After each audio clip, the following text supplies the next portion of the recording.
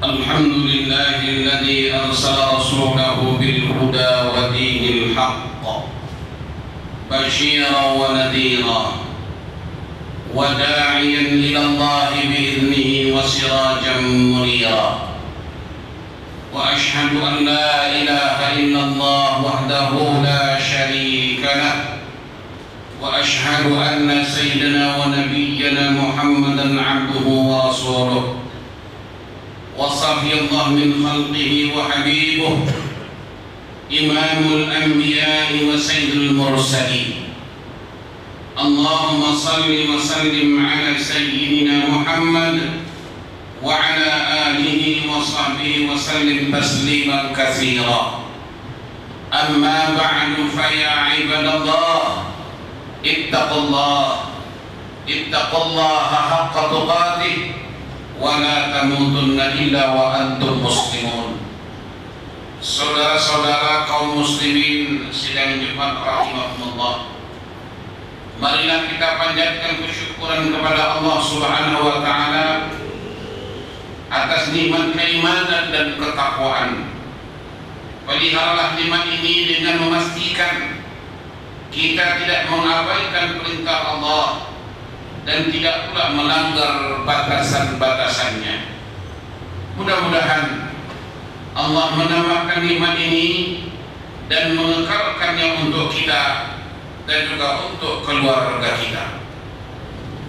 Saudara-saudara kaum muslimin sidang Jumat rahimakumullah, semenjak beberapa minggu ini para khatib telah membicarakan tentang kepentingan mensyukuri nikmat. Hanya saja apabila disebut nikmat akan terbayang di mata kita kesenangan, keselesaan dan kegembiraan.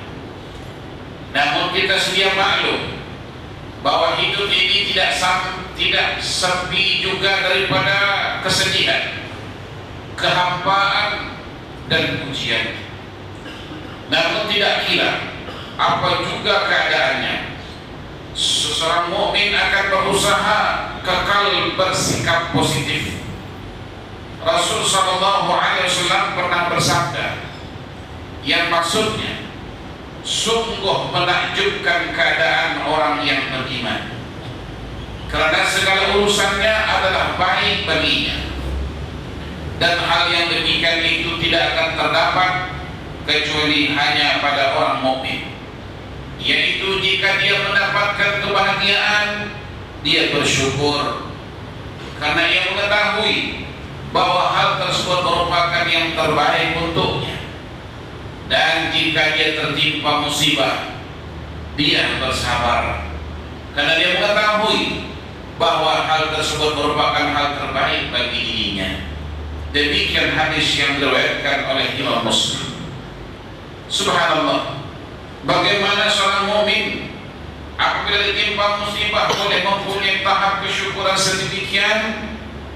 Ia tidak lain adalah bermula dengan kesadaran bahwa setiap kali mereka ini diuji, maka itulah peluang untuk Allah tinggikan martabatnya, seperti yang dijelaskan oleh Allah di dalam Al-Quran surah Al-Baqarah ayat 155 hingga 157. Allah berfirman, وَلَنَبْلُوَنَّكُمْ بِشَيْءٍ مِنَ الْخَوْفِ وَالْجُوعِ وَنَقْصٍ مِنَ الْأَمْوَالِ وَالْأَنْفُسِ وَالثَّمَرَاتِ وَبَشِّرِ الصَّابِرِينَ الَّذِينَ إِذَا أَصَابَتْهُمْ مُصِيبَةٌ قَالُوا إِنَّا لِلَّهِ وَإِنَّا إِلَيْهِ رَاجِعُونَ أُولَئِكَ عَلَيْهِمْ صَلَوَاتٌ مِنْ رَبِّهِمْ وَرَحْمَةٌ وَأُولَئِكَ هُمُ الْمُهْتَدُونَ.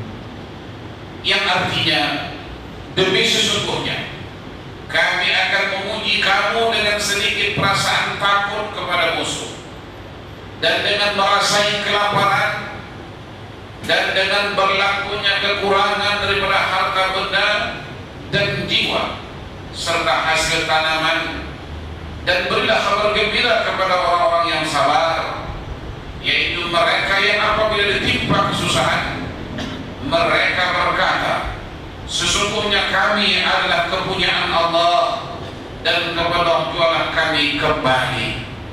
Mereka itu ialah orang-orang yang dilimpahi dengan berbagai kebaikan dari Allah Tuhan mereka serta rahmatnya, dan mereka itulah orang-orang yang dapat petunjuk hidayahnya. Saudara, apabila kita ditimpa musibah, bersyukurlah, karena itu petanda Allah masih sayangkan kita. Kita sebagai manusia, jika terus-menerus mendapatkan kemewahan, mendapatkan keselesaan, kesenangan, akan amat mudah hanyut sehingga melupakan dan tidak merasakan perlu untuk dekat dengan Allah.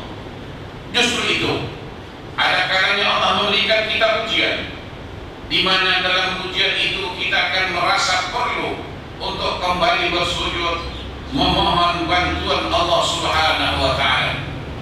Oleh itulah Nabi sallallahu alaihi wasallam menyebutkan, manusia yang paling dahsyat dugaannya adalah para anbiya, kemudian orang-orang yang serupa, lalu orang-orang yang serupa. Seseorang itu diuji menurut ukuran agamanya. Jika agamanya kuat, maka dugaannya juga mencabar. Dan jika agamanya lemah, maka ia diuji menurut agamanya. Demikian hadis riwayat At-Tirmizi dan Ibnu Majah. Jika kita sebagai contoh sedang diuji Allah dengan masalah keluarga umpamanya, ingatlah saudara, para anbiya, para nabi juga menghadapi cabaran dan masalah dengan keluarga mereka. Nabi Nuh alaihissalam contohnya mempunyai anak yang meninggalkan keimanan dan menafikan Allah. Nabi Ibrahim alaihissalam berhadapan dengan seorang bapak yang ingin agar anaknya dilontarkan ke dalam api yang menyala. Nabi Lut alaihissalam umpamanya mempunyai istri yang tidak tertarik, kepada lelaki-laki.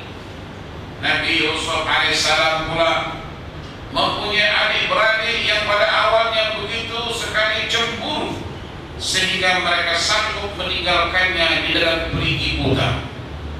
Oleh itu, ketahuilah saudara-saudara sekalian, jika kita sedang diuji Allah, itu merupakan suatu nikmat yang tersembunyi di sebaliknya ganjaran yang luar biasa. Karena para nabi juga diuji oleh Allah, namun itu bukan bermakna bahwa kita berpelut tubuh dan membiarkan saja masalah maupun dugaan tanpa diusahakan mencari uraiannya. Yang penting, apabila kita ini diuji, pertama sekali mohonlah kekuatan daripada Allah, seperti mana yang diajarkan Nabi sallallahu alaihi wasallam dalam sabdanya, tidaklah seseorang hamba ditimpa musibah lalu dia berkata, inna lillahi wa inna ilaihi raji'un, Allahumma ajirni fi musibati wa akhlif li khairan minha. Yang bermaksud, sesungguhnya kami milik Allah dan kepadanya akan dikembalikan. Ya Allah, berikanlah pahala kepada aku atas musibah yang menimpa aku, dan berikanlah ganti yang lebih baik darinya. Nabi berkata, Allah pasti akan mengurniakan ganjaran pahala daripada ujiannya serta menggantikan baginya dengan sesuatu yang lebih baik lagi. Demikian hadis riwayat Imam Muslim. Saudara-saudara kaum muslimin sedang diwakilkan Allah, setelah kita bangunkan semangat dalam diri untuk berhadapan dengan dugaan kehidupan, kita aturkan langkah mengatasi dugaan dan memperbaiki keadaan. Terlalu sering apabila orang ditimpa musibah, mereka terlalu fokus kepada meratap kesusahan sehingga kurang pemerhatian kepada mencari huraiannya. Bahkan dia boleh menyebabkan seseorang untuk terkena, contohnya, dan boleh menyebabkan seseorang itu untuk tertekan. Contohnya, apabila kita mungkin ditimpa menimpa penyakit yang menjejas mutu atau gaya kehidupan. Mungkin kita sudah tidak lagi dapat menjalankan kehidupan seaktif dahulu. Namun itu tidak bermakna kita harus terus bersedih dan terus berputus asa. Saudara, jika kita terus bersedih, terus murung, orang yang kita sayangi akan terus sangat terkesan. Maka bangkitlah semula, bincangkan bersama keluarga bagaimana kita boleh merancang gaya hidup baru yang lebih baik dan sesuai dengan keadaan kita. Jika dahulunya kita kurang bersenam umpamanya beribadah atau bersama keluarga, maka mungkin hikmah di sebalik penyakit ini adalah menyadarkan kita akan semua ini, dan untuk kita berikan tumpuan juga kepada Allah dan juga kepada keluarga.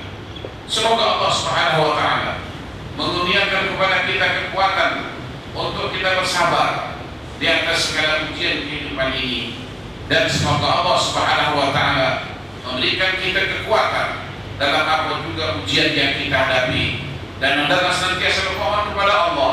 Semoga Allah Subhanahu wa Ta'ala senantiasa memberikan pertolongan, petunjuk kepada kita di mana juga kita berada. Demikianlah khutbah yang disampaikan untuk peringatan kita semua, dan kita mohon kepada Allah dengan rahmat dan kasih sayangnya di mana juga kita berada. Amin ya rabbal alamin. Barakallahu li wa lakum fil Qur'anil azim wa nafa'ani wa iyyakum bima fihi min al-ayati wa dhikril hakim wa taqabbala minni wa minkum tilawatahu innahu was-sami'ul 'alim. Aqulu qawli hadha astaghfirullah li wa lakum wa li sa'iril muslimin wal muslimat wal mu'minin wal mu'minat fastaghfiruhu fa ya fawzal mustaghfirin wa ya najatat